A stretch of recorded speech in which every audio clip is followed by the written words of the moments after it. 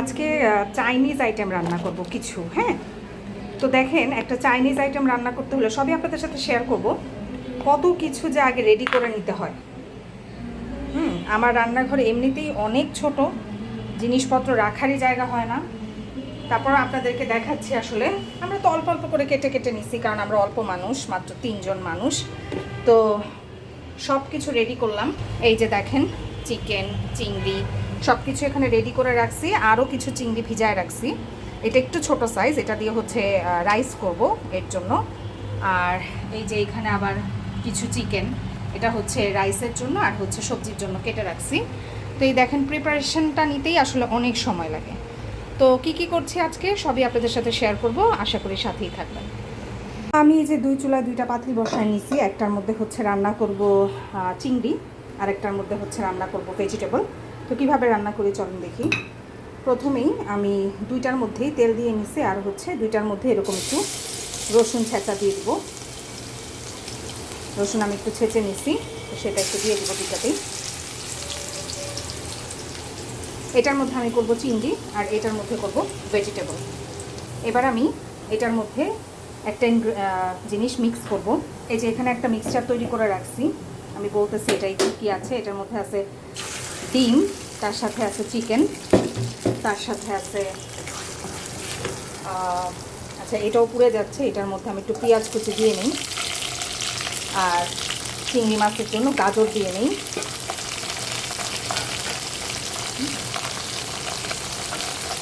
গাজর আর পেঁয়াজটা হতে পারে। আর এটার মধ্যে আমি দিচ্ছি চিকেন, চিকেনের সাথে দিছিলাম ডিম, ডিমের সাথে গোলমরিচ, লবণ, পেঁয়াজ আর কাঁচামরিচ। সেটা জাস্ট একটু সটে করব। আর এইদিকে এটার মধ্যে আমি গাজর আর হচ্ছে পেঁয়াজটা একসাথেই দিলাম। আপনারা চাইলে গাজরটা আগেও দিতে পারেন, একটু আগে দিলেই ভালো হয়। হালকা একটু লবণ দিয়ে নিলাম।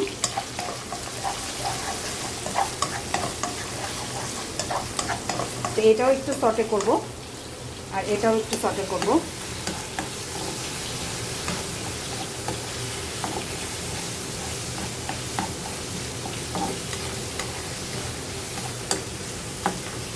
দেখেন, এটা কিন্তু সটে করা হয়ে গেছে। এখন এখানে আমি গাজর আর পেঁপে দিয়ে দিব।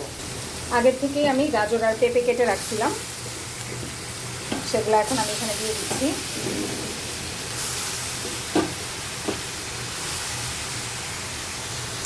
তো এখানে গাজর আর পেঁপে দিয়ে নিলাম। এবার হচ্ছে আমি এখানে গাজর আর পেঁপের অনুযায়ী একটু সল্ট দিব।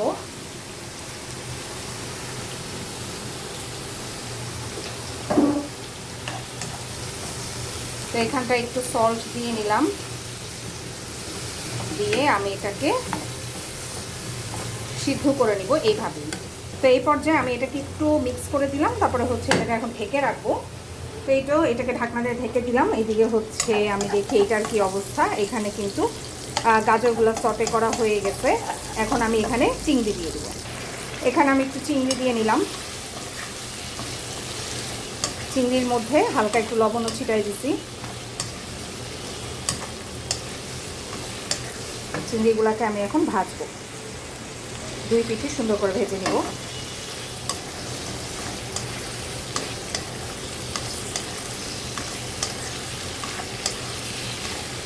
চিংড়ির কালারটা কিন্তু খুব দ্রুত চেঞ্জ হয়ে যায়, খুব সুন্দর লাগে তখন। তো আমি 2 পিঠ সুন্দর করে উল্টায় উল্টায় ভেজে নেওয়ার চেষ্টা করতেছি।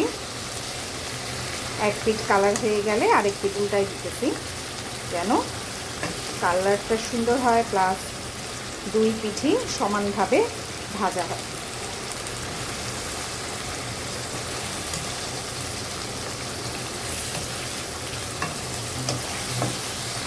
এই পর্যায়ে চিংড়ির মধ্যে আমি কয়েকটা কাঁচামরিচ দিয়ে নিলাম। কাঁচামরিচগুলোকে আমি যেভাবে এক একটা কাঁচামরিচ সুন্দর করে 2 টুকরা বা 3 টুকরা করে কেটে নিছি। এখন চিংড়িটা একটু সিদ্ধ হওয়া পর্যন্ত, খুব বেশি সিদ্ধ করা যাবে না, চিংড়ি কিন্তু বেশি হয়ে গেলে আবার শক্ত হয়ে যাবে। আর এই চিংড়িগুলোকে দেখেন আমি লেজ রেখে কেটেছি, মাথা পরিষ্কার করে লেজটা রেখে দিছি, যেন ওটা দেখতে যে এরকম সুন্দর হয়। দেখেন কি সুন্দর গোল গোল হয়ে যায়।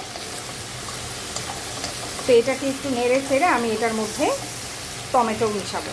এইদিকে দেখুন সবজিটা কিন্তু পানি ছাড়ছে, এই যে আমি কিন্তু এক্সট্রা কোনো পানি দেই নাই, এই পানিতেই সবজিটা সিদ্ধ হয়ে যাবে। চিংড়িটা কিন্তু ডান। তো এই ডান হওয়ার পরেই আমি হচ্ছে এটার মধ্যে টমেটো কুচি দিয়ে দিলাম, আর হচ্ছে দিব কিছু ক্যাপসিকাম। তো এখানে টমেটো আর ক্যাপসিকামগুলো দিয়ে দিলাম। দেখেন কি সুন্দর একটা কালার লাগতেছে, অরেঞ্জ, রেড, গ্রিন সব মিলেমিশে একাকার, আবার পেঁয়াজগুলা হোয়াইট কালার। তো এই পর্যায়ে আমি হচ্ছে এখানে একটু সস অ্যাড করব। এখানে হচ্ছে আমি একটু সয়া সস দিব,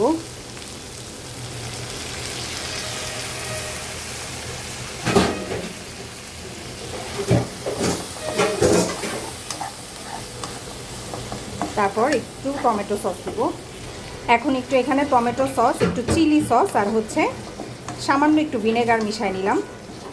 এবার এটাকে, চিলি সসটা কিন্তু সুইট, এর জন্য আমি আর এখন চিনি দিব না। এই যে এখানে কিন্তু ডান করে রাখছি, যদিও এটার আরেকটু প্রসেস বাকি আছে, আমি করব। এখন এই যে এই ভেজিটেবলগুলো সিদ্ধ হয়ে গেছে, এখন এটার মধ্যে আমি আরও কিছু মিক্স করব। আমি এখানে কিছু বাঁধাকপি দিয়ে দিতেছি।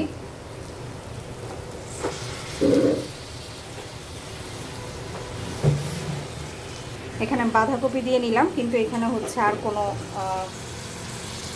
সল্ট আমি মিক্স করব না, কারণ সল্ট আছে। আর তাছাড়া আমি একটু সয়া সস দেবো, সয়া সসের মধ্যেও কিন্তু সল্ট থাকবে, এই কারণে এক্সট্রা করে আর আমি সল্ট দিই নাই। তো এইটা একটু হালকা সটে করে তারপর এটার মধ্যে একটা জিনিস আমি মিক্স করব।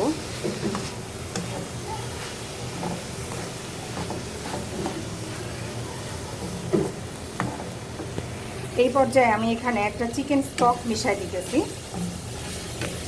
যদিও এখানে চিকেন দেওয়া আছে, তারপরেও একটা চিকেন স্টক এটার মধ্যে দিয়ে নিলাম, আর একটু ফ্লেভারফুল হবে। এই রান্নাটা কিন্তু আমি আমার ভাইয়ের বউর কাছ থেকে শিখছি, বাট আজকে ওর মতো আমি পুরোপুরি বানাচ্ছি না, কারণ হচ্ছে আমার কাছে অনেক জিনিস নাই, যেমন স্যুপ নাই আমার কাছে। ও কিন্তু স্যুপ দেয়, হ্যাঁ, লাস্টে যে আমরা কর্নফ্লাওয়ার দিই সেটার বদলে ও কর্ন স্যুপ দেয়, খুবই মজা হয় খেতে। তো আমার কাছে আজকে নেই কর্ন স্যুপ, তো আমি কর্নফ্লাওয়ারই গোলায় রাখছি, সেটাই আমি দিয়ে দিব। তো এখানে আমি হচ্ছে এই যে কর্নফ্লাওয়ার গোলায় রাখছি সেটার একটুখানি দিয়ে নিলাম। যতটা আপনারা ঠিক চান ততটা কিন্তু কর্নফ্লাওয়ার দিতে পারেন, এটা আপনাদের টেস্ট অনুযায়ী। তা আমি খুব বেশি গ্রেভি চাচ্ছিলাম না, আমি অল্প একটু দিলাম। এই যে এতটুকু ঠিক আছে। আমার ভাইয়ের বউ তো আরও অনেক বেশি মানে ড্রাই রাখে, ওটা আরও বেশি মজা হয়। তো আমার কাছে এটা ভালো লাগে, তো আমি এতটুকুই রাখবো। এই আমার ভেজিটেবলটাও কিন্তু ডান। একটু কালারফুল করার জন্য এখানে একটু ক্যাপসিকাম অ্যাড করলাম। আপনারা ক্যাপসিকাম অ্যাড করলে কর্নফ্লাওয়ারটা দেওয়ার আগেই অ্যাড করবেন। আমার অত খেয়াল ছিল না, ক্যাপসিকামটা অ্যাড করতে চাই নাই আমি ফার্স্টে, পরে চিন্তা করলাম আচ্ছা কালারের জন্য একটু করি। যদিও ভেজিটেবলটা কিন্তু একটু নরম হয়ে গেছে, চাইলে আপনারা আরও শক্ত শক্ত ইয়াতেই নামাই ফেলতে পারেন অবস্থায়। ভেজিটেবলটা ডান, আমি এখানে নামায় রাখছি। আর এই যে চিংড়ি, এই যে হচ্ছে এখানে আমি, আমার তো আর সিজলার নাই, এখন প্ল্যান করছি যে এই প্যানটা অনেক বেশি গরম করে এটার মধ্যে বাটার দিব, দিয়ে হচ্ছে একটা সিজলিং করার ট্রাই করব, বাট আমি জানি না যে হবে নাকি। তো এখানে হচ্ছে আমি একটু ঘি দিলাম, বাটার অয়েল দেওয়ার দরকার ছিল, মানে বাটার, তো বাটার নাই, ঘি দিয়ে দিছি। এখন প্যানটা বেশি করে গরম হোক, এটা গরম হোক, প্যানটা অনেক গরম হয়ে গেছে। এখন আমি এটাকে নামাবো, আগুনটা নিভাই দিই। প্রথমে আমি একটু পেঁয়াজ দিয়ে নিলাম যাতে হচ্ছে চিংড়িগুলো না পড়ে। তো এখন আমি ওই যে যে চিংড়িগুলো রেডি করছিলাম, এই চিংড়িগুলো এখানে দিয়ে দেবো।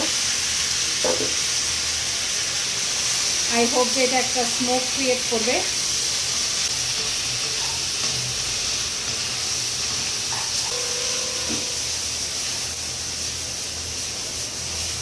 তো এই যে আমার চিংড়িটা কিন্তু ডান, একদম রেডি। তো আমি এখন সার্ভ করব। আমি এই পাতিলটায় হচ্ছে রাইস রান্না করব। তো রাইস আমি আগের দিনই, please excuse my pan, because আমি এটার মধ্যেই চিংড়ি রান্না করলাম মাত্র। তো ওইটার ভিতরেই আমি আসলে দিয়ে দিব, কোনো সমস্যা নাই, কারণ চিংড়ির ফ্লেভার আমরা এটাতে এমনিতেও দিব। তো এই কারণে তো আমরা সামান্য তেল দিয়ে নিলাম। তেল চালটা যেটা হচ্ছে আমি কালকে রাতেই এটাকে 90% মতো সিদ্ধ করে তারপরে পানি ঝরায়ে ফ্যানের নিচে ঠান্ডা করে সুন্দর করে নর্মাল ফ্রিজে রেখে দিয়েছি বক্সে করে, ঠিক আছে? ওটাও আমি আপনাদেরকে দেখাবো। একটু লবণ দিয়ে সিদ্ধ করে নিয়েছিলাম। তো এইখানে হচ্ছে এখন তেলটা দিয়ে দিলাম। আর সবসময় মনে রাখবেন যে এই রান্নাটা কিন্তু হাই ফ্লেমে করতে হবে। তো এটার মধ্যে আমি কিছু রসুন কুচি দিয়ে দিলাম, যেরকম ইচ্ছা আপনারা কিন্তু সেরকমই দিতে পারেন। তেলে রসুনটা হয়ে গেলে আমি হচ্ছে এখানে একটু চিকেন আর অল্প করে একটু চিংড়ি দিয়ে নিলাম।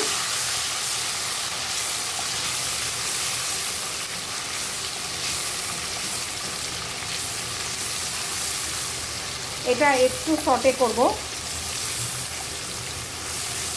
তো এই পর্যায়ে হচ্ছে আমি দিয়ে দিব গাজর কুচি। তো এটার মধ্যে যে গাজর কুচিও দিয়ে দিলাম। এখন হচ্ছে এটার মধ্যে একটু হালকা সল্ট দিব।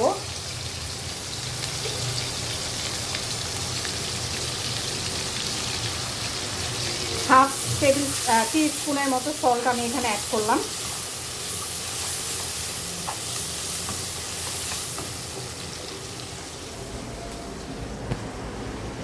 তো একটু সটে হয়ে গেছে, চিংড়ি চিকেন কোনোটাই হতে কিন্তু সময় লাগবে না।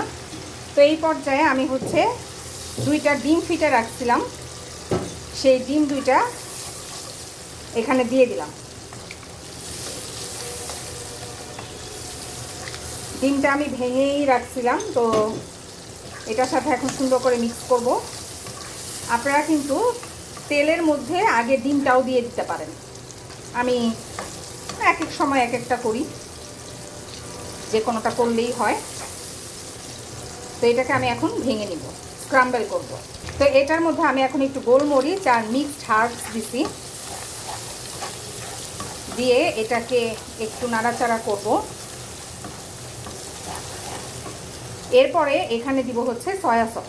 তো এখানে আমি সামান্য পরিমাণে সয়া সস দিছি। এখন একদম অল্প করে একটু টমেটো সস দিব। সামান্য পরিমাণের টমেটো সস দিছি।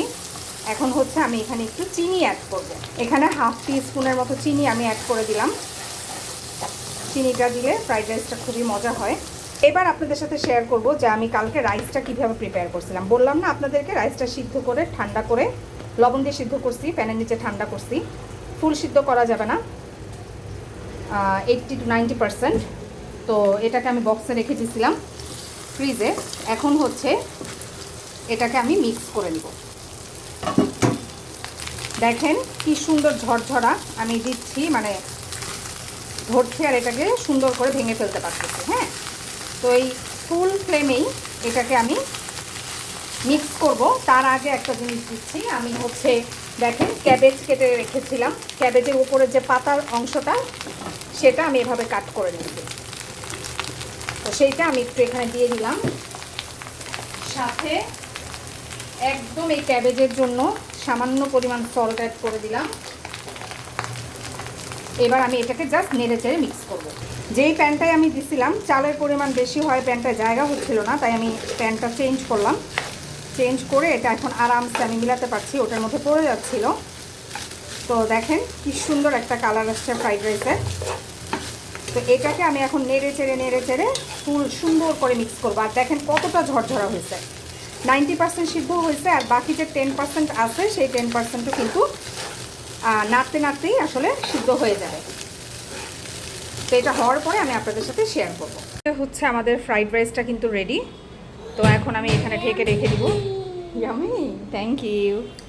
এই যে হচ্ছে আমার আজকের আয়োজন, চিকেন ফ্রাই, চিংড়ির চিলি প্রন অনিয়ন এই টাইপের, হ্যাঁ, বা সুইট অ্যান্ড সাওয়ার প্রন যেটাই বলেন। এর মধ্যে হচ্ছে একটু ভেজিটেবল করেছি, আর এখানে হচ্ছে আছে ফ্রাইড রাইস। তো এই হচ্ছে আজকে আমার রান্নাবান্না। কেমন লাগলো আপনাদের কাছে জানাবেন।